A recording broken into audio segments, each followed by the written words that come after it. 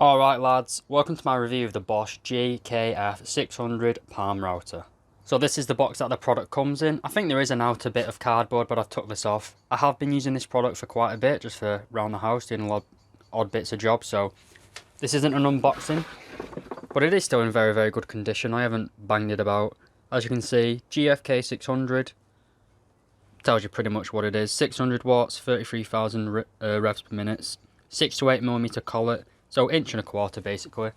So I'm going to lay this down and open it up for you. So as I said, I have been using this doing the odd few jobs. So everything's not in its original packaging, but it is in the original places.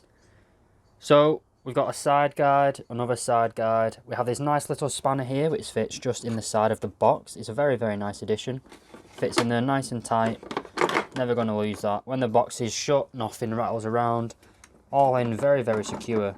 Like when you shut the box, you can like that, shake it around. None of these are going to come out. You can fit a surprising amount in here. It's not the biggest of places, but we also have these. I'll talk about these later. They basically fit inside here. And we also have an 8mm collet, I believe. The one that it comes in is 1.25 or 6mm. This is an 8mm, I believe. But that being said, let's get into the meat and potatoes, the machine itself. So this is the product itself. It is the GFK600. The 600 standing for the wattage. So if we zoom in a little bit here, we can focus. It is made in Mexico. So it's not made in Germany. It's designed in Germany. The patent's in Germany, but it is made in Mexico. Guess that's better than China, but hey ho. Being in the UK, this is a 230 or 240 volts. I'm not too sure which one it is. I think it is 240. But it is a nice solid machine as far as grip goes. It is a little heavy, but I guess that is due to the good build quality. Obviously, be extremely careful before you plug this in, that this is on 0 or off. These, unlike plunge routers, these do not have like a safety trigger that you have to press and hold. It's just a simple on and off button. So before you plug it in, always make sure that is on 0. Alright, so we got the product out of the box. As you can see, we don't have a bit in it at the minute. I've taken the bit out just for a demonstration. So the way you adjust this is by undoing this bracket. Now you can see that's nice and free here. So say we had a bit in there, but we wanted it about there. We'd set it to that height and turn it towards the right. We see here we have a little padlock indicating locked and an open padlock indicating locked. So this won't go anywhere now. It is solid, but if you are going to use it, make sure you always close that again, just for that little bit of extra protection. So if we wanted to alter this now, we'd undo that, turn it to the right, and then we can freely move it. If you wanted to take it out, we turn it all the way up, and then the whole thing comes out. Now we want to put a bit in, kind of like an angle grinder. We have a button like this, and pretty much every other tool, to be honest. So we're going to hold this red button in, put our bit in this case it's just a very, very small bit for doing fine engraving. Then we're going to turn it towards my left. That's nice and tight for me.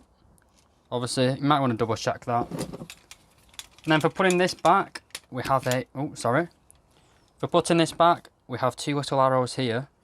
And we also have 2 corresponding arrows on the base, if it'll focus.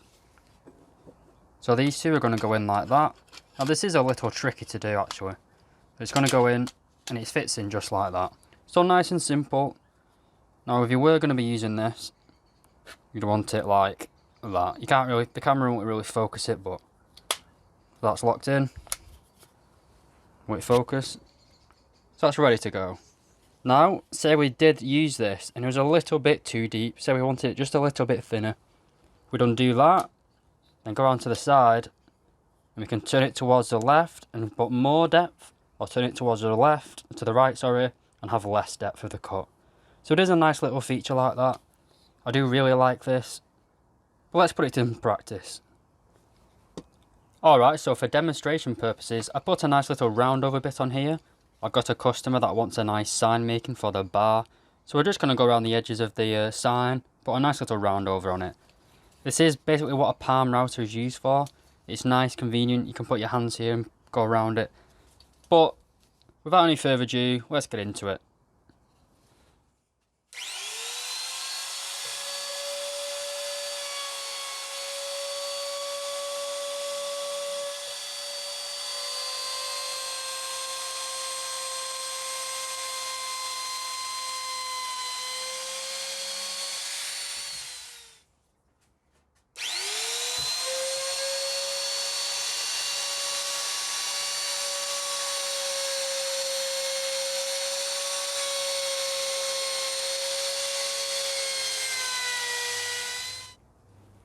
So as you can see, we've got a nice round over edge here.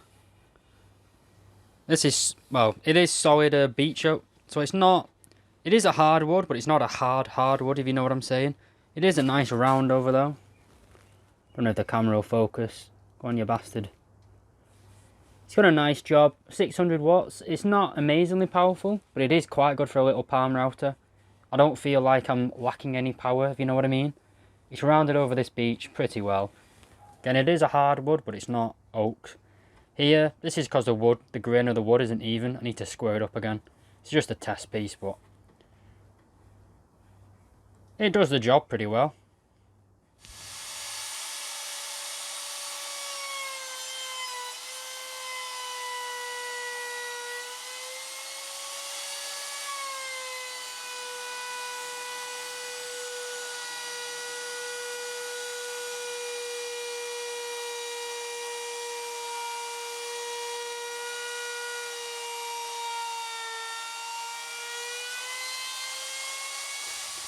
Alright lads, well, this product cost me about £109 from Screwfix. On Amazon it's about 170. I don't think it is worth £170, but for 110 quid, it's a nice little machine. See, it's done a pretty good job on this beech. If you're doing stuff like, well, if you're putting just little profiles on the edges of wood like bird boxes or stuff like this, then it is very, very handy. There is a plunge base for this, which I use quite a lot. It's what I'm going to be using for this. I'll probably make a video on it. So you can, with a bit more money, mind you, turn this into a pretty versatile router. I do have a, whatever that shite is, it's pretty shitty, but this thing is, I've got that, and I'm never going back to that again, basically. This thing can do it all. Now, if you are doing stuff like key locks and stuff like that, taking a lot of wood out of the thing, then it's probably not going to be the best. But for the little pissy jobs, for most jobs around the house, then it's a belting little router. I can't really complain. Obviously, it's not very safe, but then that's an issue for you, not for the product. Like, you know this isn't safe before you use it. Always make sure that is on off before you turn it on. Always before you plug the power on. Like if that was on, and I plugged it in, it just starts spinning by itself. So, no safety, but then you can't really put any safety on this. But yeah, brilliant little router. I fully recommend getting it, especially for a pretty cheap price at 110 quid. So yeah, thank you very much for watching lads, and hopefully see you in the next one. If you did like this video, then please subscribe or like. It does help the channel. But once again, thank you very much lads, and I'll see you again.